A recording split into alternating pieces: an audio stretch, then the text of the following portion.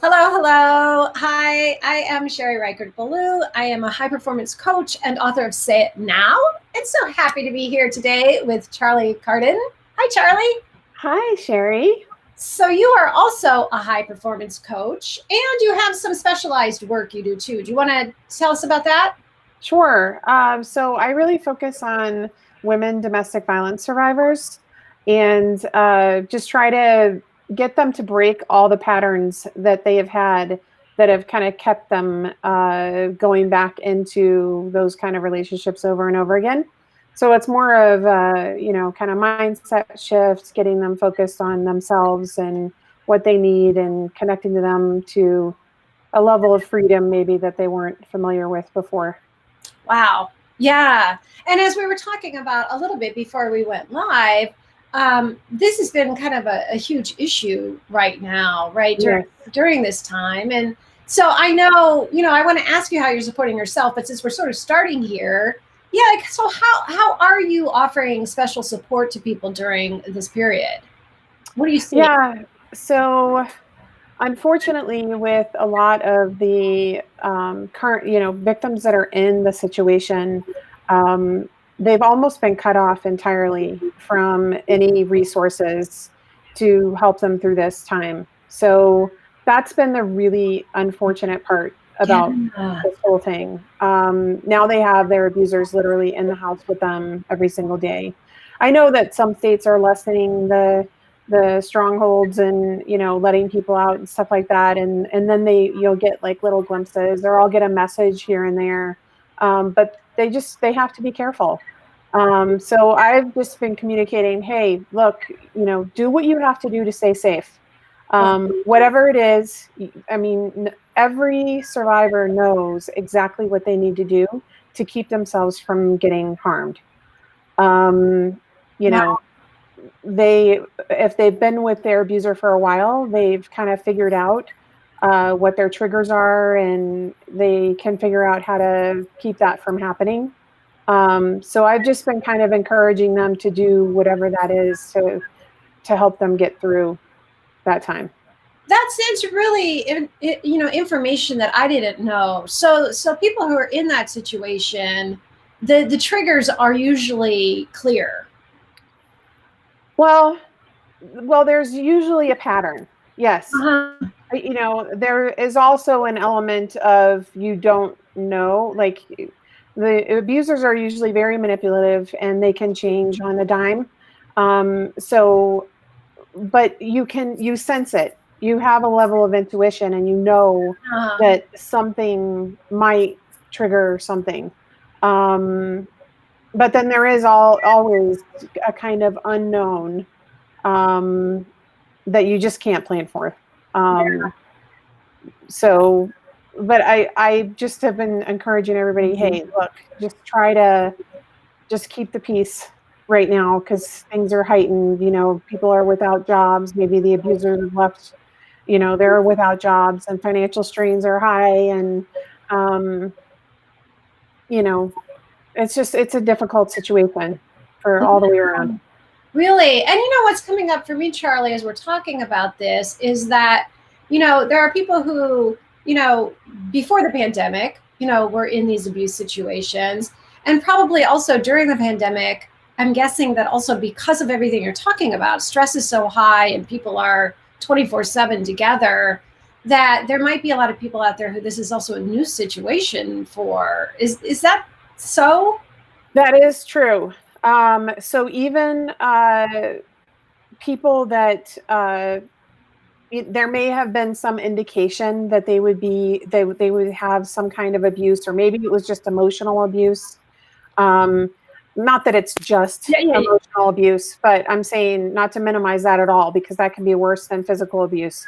But sometimes the physical abuse, they will see that more in times where they're isolated, because they're not going out. Nobody can see that they've just been beaten, to be Oh, honest, to be brutally honest. I I mean, know. I know it's a hard thing to picture, but that's the reality of what survivors live every single day. And I knew we were going to talk about this today, and one thing I did want to just get across, because people always ask, well, what can I do? And the most important thing that you can do for a survivor is tell them that you're there when you need them, when they need you, because that is the hardest thing. And don't ask, when are you going to leave? When are you going to leave? When are you going to leave? Because no, survivors know better than anyone when they are safe to leave, when they're safe to take their children and go. Wow. Nobody knows that better than them, and they have that deep sense of intuition. They know, if I try to leave, he'll kill my children, or something to that effect, or myself. So, it's not the right question to ask. Why don't you just leave? The question is, how can I help? Oh, Charlie, thank you for saying this. And I really love that you've brought this in so quickly. So what you're saying is, if we know someone who's in this situation, please do not say, when you're going to leave, when are you going to leave? Right. Like that's not at all helpful.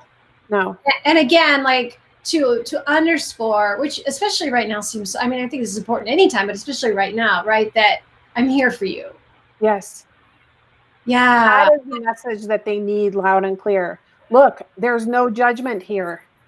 Yeah. Whatever you need, whenever you need me, Wow. I'm here.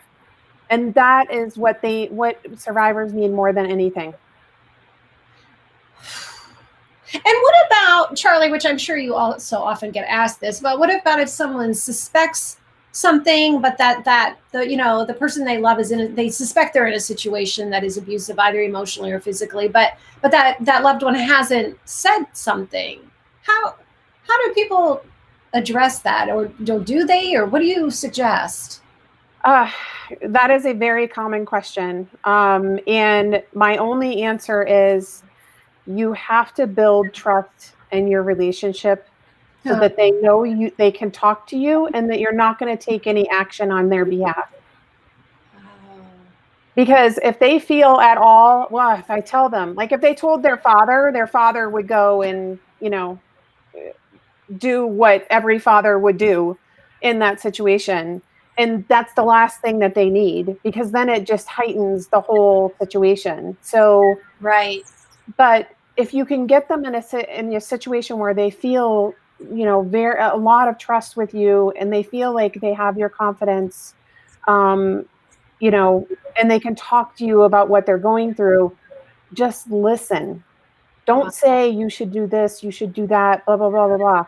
Just listen. Just be there to support them in however they need to process this, or give them some resources. I mean, I wrote a book, overcoming the unimaginable to achieve the extraordinary, and yeah, and it was about my own journey. I mean, I spent the first 35 years of my life being abused, so I know that journey. I know what it feels like to just feel so hopeless and just trapped in that mindset, and that, just just the extreme hopelessness, I guess, is the only way to put it. So Yeah. Wow. And I haven't read your book, but of course now I am really wanting to read your book. And I just want to ask you, so I'm sure there are just tons of great tools in there. And just can you, I know we don't have a whole lot, but can you share with us like a little bit of your own journey? How did you overcome that? It wasn't one big thing that allowed me to overcome it. It was a lot of little things. It Uh-huh. was, energy work. It was massage. It was, Brendan, um, um, or people like Brendan, Tony Robbins, all those guys, and women, who, Brene Brown, like, just Yeah. listening and reading, and little by little shifting the mindset. Um, when I finally decided that it was enough for me was when I had my son, my older son, and I was in an abusive relationship. And I remember the day exactly. He was sitting in the tub. I was giving him a bath, and my husband came in and started screaming obscenities at me. And I looked at my son, and he's like, got this look of just like, what on earth is going on? He was less than a year old.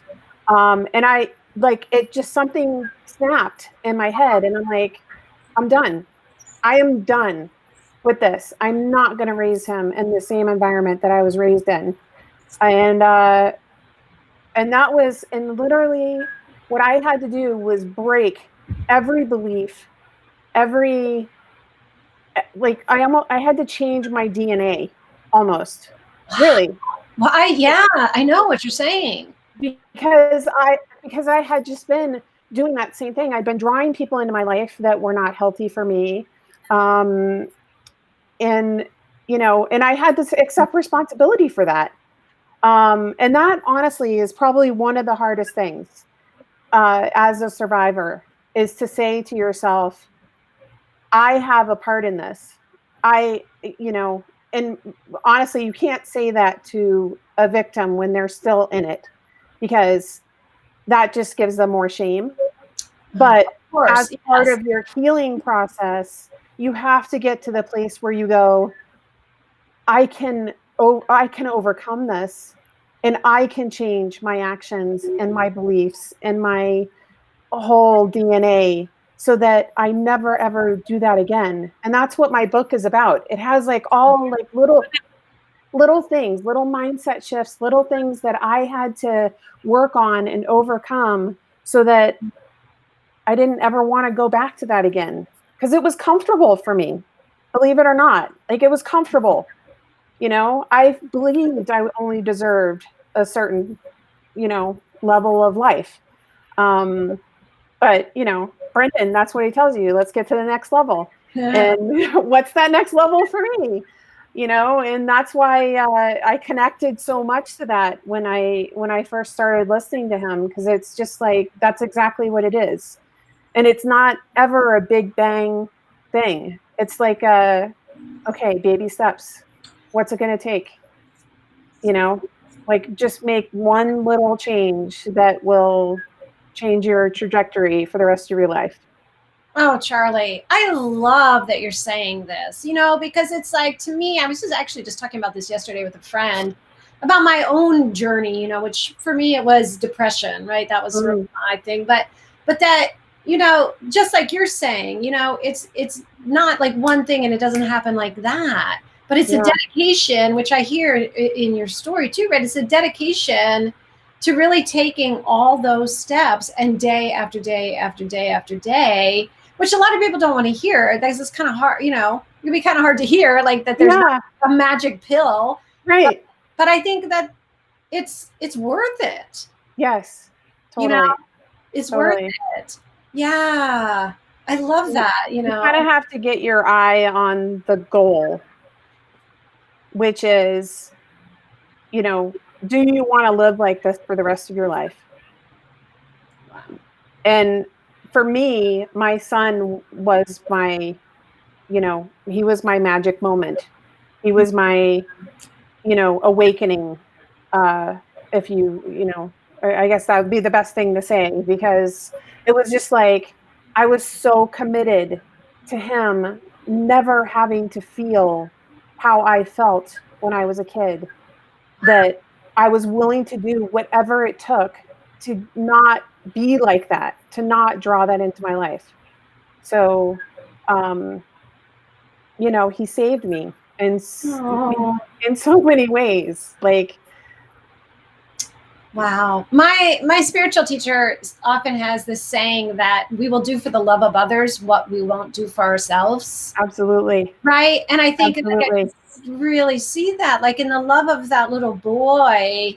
Yeah. You did what you needed to do for you, but thank goodness he was there. Oh, totally. He was a gift. He was such a gift. Oh, Patricia's saying yes, they're miracles. It's so true, isn't it though? Totally. Like, and I love, like, we're talking, about particularly about domestic abuse in this moment, but we could be talking about anything, right? Like we Yep. could be applying this to anything that is really detrimental to ourselves and to those around us. And what you're Totally. saying is so beautiful about baby steps. I Yeah. feel like that's especially right now, like that guidance that you're giving, like for anything people are going through right now, if it's depression, if it's, whatever, anger, there's so many different things happening for people. Yes. But like Totally. consistent baby steps. Yes. And it's just start with one thing. Hmm. I mean, it can feel very overwhelming, especially when you watch people like Brendan, who are just, you, you feel like he's perfect almost. You know what I mean? I And do. like Yes, I know. it can feel pretty overwhelming when you look at people that you aspire to be like, and you feel like you have to change absolutely everything about you. But first of all, you should never try to be like anybody else. I know. But you want to feel like that. You want to Mhm. feel the same way. You want to feel energized and loved and supported and all of those good things. But it's baby steps. Like, what is the one thing I could do for myself today that's going to get me closer to where I want to be? Yeah. Like, what's just that, or the one thing this week, or one thing this month that I can change that will help me. Just one thing. And I hope, let's pause for a second here so that anyone who might be watching, might just think, because I think that's an important thing, not just to hear these sorts of things and be like, oh yeah, yeah, that's true, but to really think about what is that one small thing, Right. and to, I love this. I love what Patricia, by the way, thank you, Patricia, Hi, for Patricia. Patricia said, when the why is bigger than ourselves, we move mountains. Yes. And of course, we're talking about, right, our children. And I love it. Hi, Mama B. Hi, Mama V. So Mama B certainly knows Yes. that, right? Children are the best gift happening for mothers, right? That it's like, for those people who have children, I think that's true. Like we might be more willing to hop into whatever that change is because it's right there in front of us, the impact. But even for people who maybe they don't have children, and let's talk about that. Like we're talking about what's the one thing I could do to take care of myself, just one small thing. And if there's not a child that we're wanting to role model for or to change our lives for, let's talk about that. What else could be the impetus? Well, there's always somebody, Hmm. even if it's not a child. It's funny. I actually did a ton of work with Bethany Webster. I don't know if you've ever heard of her. I don't know her. She has a course called Healing the Mother Wound. Hmm. And it was it was definitely a very powerful thing for me to go through her course. Um, and one of the things that she talks about is how women nurture other women and how that sisterhood is so important, Oh, that's great. to support the women that have the children, or to support the Yes. woman that's taking care of her elderly parents, or to support the woman that is a teacher in a school and has never had children of her own. Yes. Um, it's a sister. I mean, I have such a strong, like, fundamental belief that we as women, we used to make our meals together and raise our children together, and times used to be so different way back when. And I think that is one of the strong things that's missing in society today, is we don't have that strong sisterhood that we once have had. Because I think it makes us feel alone. We feel alone on our journey with depression or with abuse, or many years ago, if somebody was getting abused, they'd run to their best friend's house and cry on their lap for hours, and then pick yourself up and go back to your abuser.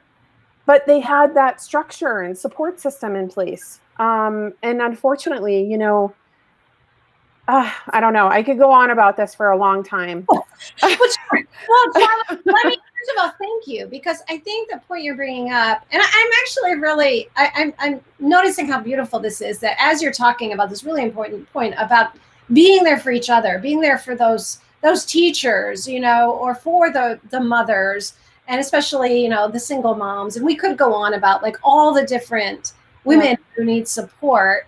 And then I just love that here we have, you know, Patricia and Mama B have been commenting. And I'm feeling this beautiful circle that we're privileged to be part of, right? Like you and I started before we went live saying this coaching community, and you know, the whole Brendan and his mom and everything that they've created, it is such a beautiful support system. It is. And I love that you're bringing this up and sort of offering to people, like maybe we don't live next door to that teacher or that single mom, but it doesn't matter now anyway, because we're all sheltered in place. But it's like that idea of how can I be there? How can I be there for that person in that, you know, it's not going to look the same way, but that, and yeah, what do you think about that? So let's talk about that. Like, so what are some of the ways people could really reach out and support someone? Yeah, I mean, well, we have so many, we're so fortunate we have so many online resources available to us to set up a Zoom call, or now we have Facebook groups where you could get on there and, you know, get a group of women together. You know, I'm so fortunate, the neighborhood that we live in, we have such a tight group of neighbors, and we're always reaching out to each other or dropping off groceries or, you know, whatever. Yeah. Everybody feels that there's this like really safe space where they can just say, hey, I need whatever. And then 10 people show up to give them whatever that is. So if you don't have that in your neighborhood, I would set it up. Be the start of it, you know, set it up and start telling people about it. And people will come because they're craving it. You know, I love that. One of the things that I do with a poet friend of mine is we have a group called Secret Agents of Change. Oh, and awesome. so well, that's really fun. We do, you know, operations out in the world. There are like secret agents. And the first one we did was called Operation Love. And we did a special when the pandemic hit. And there were a number of people who actually did exactly what you're saying. Like their mission of love was to, you know, safely, you know, they would wear their gloves and everything and hand out flyers that said, here's a Facebook group we've started. This is a community for our neighborhood. If you're elderly, if you can't go out, if you need something, if you're sick, if you have a child and you need help. It was so beautiful. Like that's what they did as their missions of love. And it was so inspiring. Yeah, totally. And people said that the neighbors were, it was like, not only were they asking for help with stuff, but they started sharing about their, you know, their experiences and talking about their animals, and just people really, it became like a real community. Totally. And that is honestly what people need right now more than anything, is a sense of community, that they're not alone, especially in isolation. I mean, it like compounds everything. Right. So, you know, I mean, we had a situation here in my neighborhood. I had a neighbor that her son committed suicide in the middle of this. And in 1 week, we raised $13,000 for that family to, you know, get their son cremated and get some little trinkets, because she has 6 kids, 6 other children. So, you know, that was amazing and inspiring to be a part of that and see the whole like community, and really all over the world, like people coming in and just, you know, doing what they needed to support this family. We got a meal train set up for them. They had meals every night for 3 weeks. Like it was just, it's that kind of stuff. And I think you asked me even about the gifts of this time. And that to me, like seeing the community, you know, rise up in those ways to support the other people in the community. There's just like, there's nothing like it. It gives you hope. It like secures your heart and love. Like, yeah.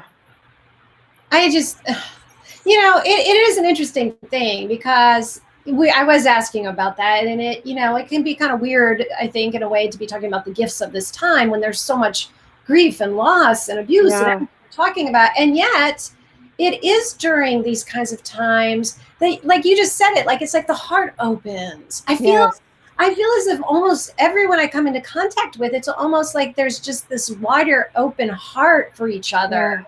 And maybe especially with strangers, or people that it's just like, it's this, like, we're all in this together. Yes. Totally. Yeah. And it is a gift. It is. And I think slowing down has had a lot to do with that. People aren't rushing out their door every morning to go to work, and with the exception of, obviously, of our essential workers and those folks, which, I don't even have words to express my gratitude for them. But, it's a slower pace. And when people slow down, they get back to what's important. And what's important is family and community. And, you realize how little you need to be happy. Oh, Charlie, that is so beautiful. And it's so true. It's like, I keep saying, because a lot of my work, right, is about expressing your love. And often the times that it comes most naturally to people to do that is when someone's sick or when someone's just died, right? So it's like when there's sort of a really difficult time, it's when we realize how fragile life is and how important people are. Yes. And because we've been in this sort of extended period of grieving and loss, that has come to the forefront, where I feel like people really are cherishing, they're cherishing their relationships in a renewed way. Totally. Oh, wait, what's Mama B telling us? I love her. Mama, we love you. Oh. Aww. Moved she is by your story, Charlie. Aww. Oh. She's always given me great hugs because of my story. Oh, and it is true, though. Like what she's saying, I'm so glad that you came out of it strong and giving your son a better life. Totally. And Mama, Mama has been totally. We just need to give Mama a shout out right now, because she is, everything we're talking about is who she is all the time, right? Yeah. Right. Yeah. Like, she, and I often, when I talk about my mom knows about all about her. And I always say, like, Mama B is mama to thousands of people, like really literally. Yeah. She's not just called Mama B. Yeah. Oh, and I love the. Yeah, I got the chance to chat back and forth with you the other day, Mama B, about making masks. We were chatting back and forth on Facebook because she's been making masks too, and that's been such a gift too. And just another way to give back and help support the community and everything. So it's awesome. Well, and one more thing that I feel, now that we're on this sort of gratitude roll, is also that being a part of this, again, back to being a part of this coaching community, that I have never in my life felt so much like this training has been, I've been able to offer it, right? And it's not just officially, through official clients, but also just across the board, like the ability to have had this amazing training that can support people, even if I'm just talking to somebody, or it's a friend, or, and I'm so grateful for that. Totally. Well, I think, I've always been a strong believer in compassion, and that is literally like one of the things that guides me. It's a very strong guiding word for me. And everything in this coaching and this program is helping you develop more compassion, because it's not about, keeping you down in, whatever it is that you went through. It's more about, but where is the next level? Where can you forgive yourself? Yeah. Where can you forgive someone else so that you can achieve who you're supposed to be? And that, I think, that's the real, like, power for me. It's just like, yeah, I don't know.